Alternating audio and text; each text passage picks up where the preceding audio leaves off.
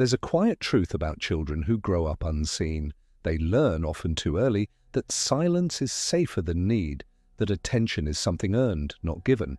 They move through life like ghosts, learning to take up less space, speaking softly, smiling politely, waiting for permission to exist.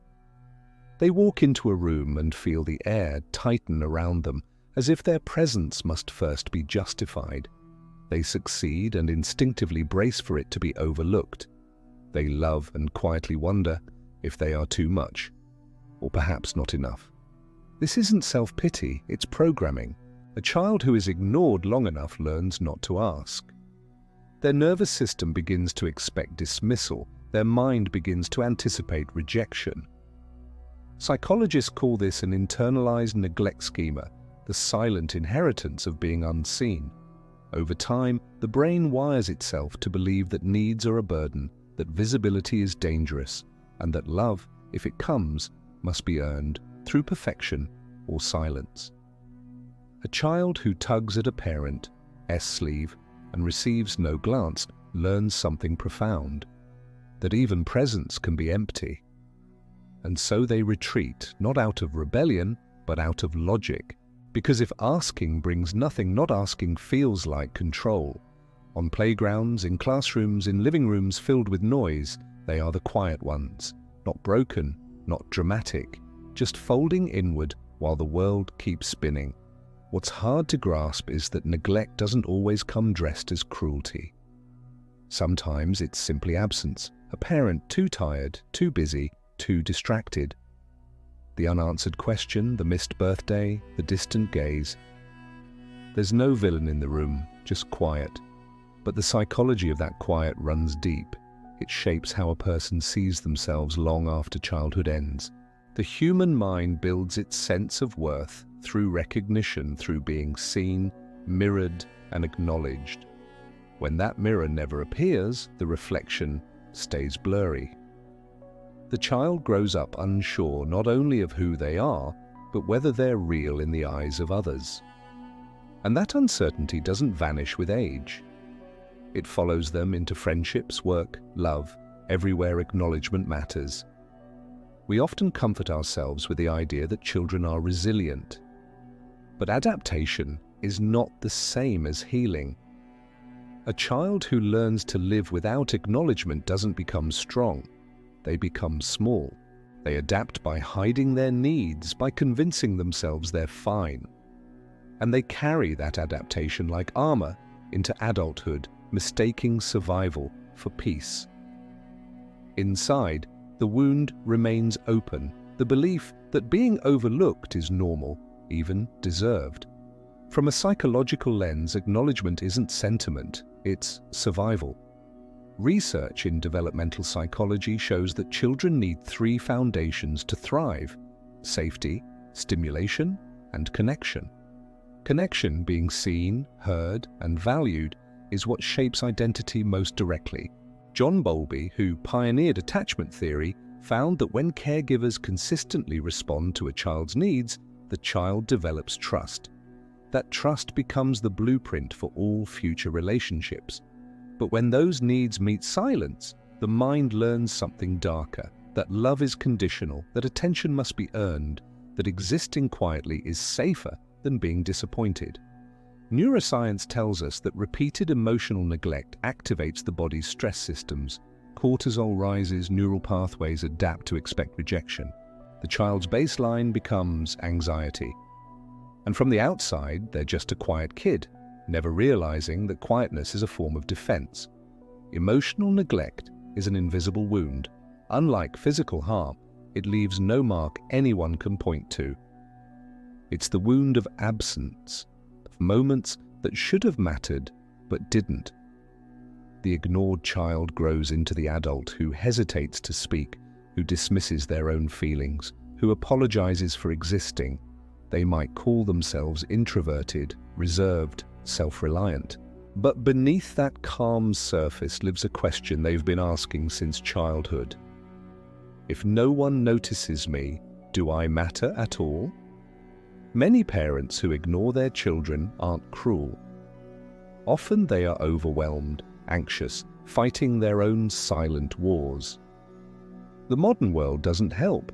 Screens, exhaustion, constant distraction. But intention doesn't erase impact. To the child, the absence feels the same, regardless of the reason. That's why awareness matters. Because without it, the cycle continues. The ignored child becomes the distant parent. The unheard child grows into the adult who doesn't know how to listen to themselves.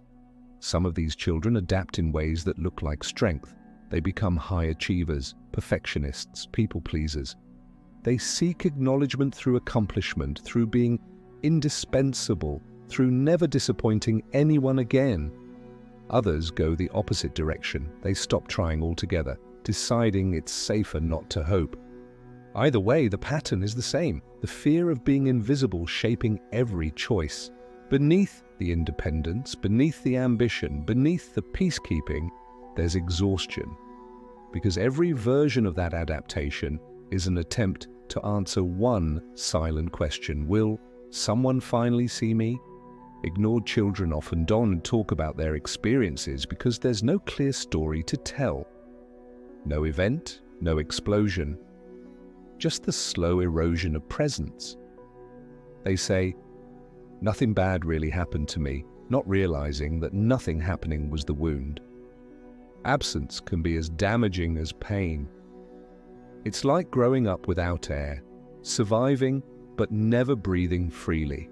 Studies show that emotional neglect in childhood strongly correlates with loneliness and low self-worth in adulthood, even when surrounded by love later on. Because connection isn't only about proximity, it's about feeling real in someone's eyes. And when that's missing early on, the emptiness lingers. Healing begins the moment recognition replaces minimization. The moment an adult looks back and says, "What happened to me mattered." It's not about blaming parents, it's about reclaiming presence. Healing means giving yourself the acknowledgement you were once denied. It can start quietly, not with grand declarations, but with the smallest acts. Celebrating your own success without apology, saying your feelings out loud, allowing your needs to exist.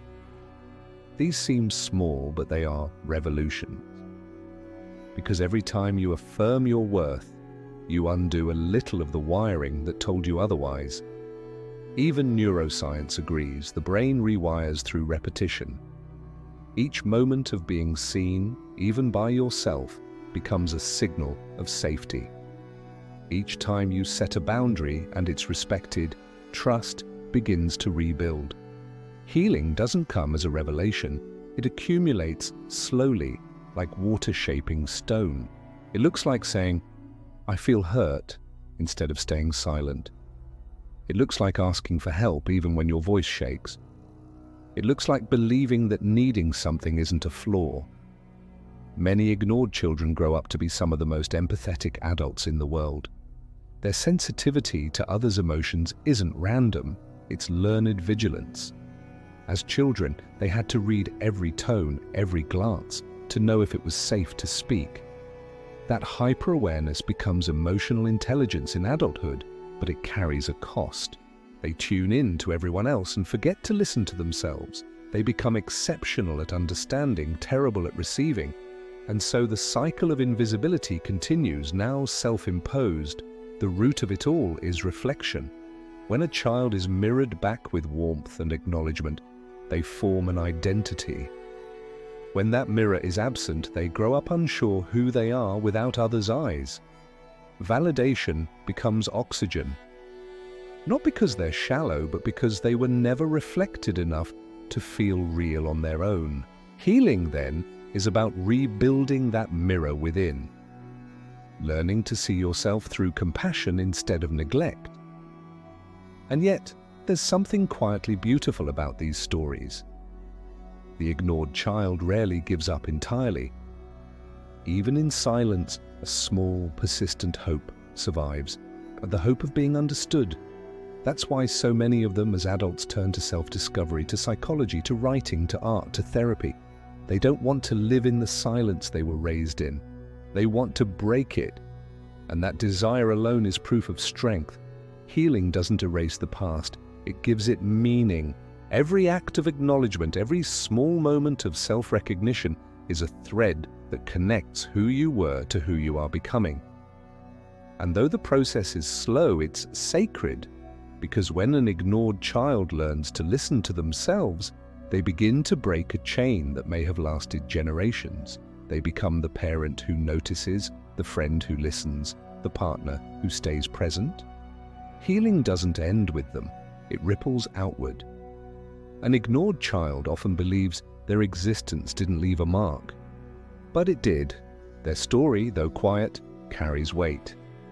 It is a story of how silence can wound, but also teach. How invisibility can hollow you out and yet fill you with empathy. How pain, when faced with honesty, can transform into wisdom. The child who once waited to be seen often becomes the adult who refuses to overlook others. And in that act, imperfect, human, brave, they discover the truth that was always waiting for them. They were never truly invisible. They were simply waiting to see themselves.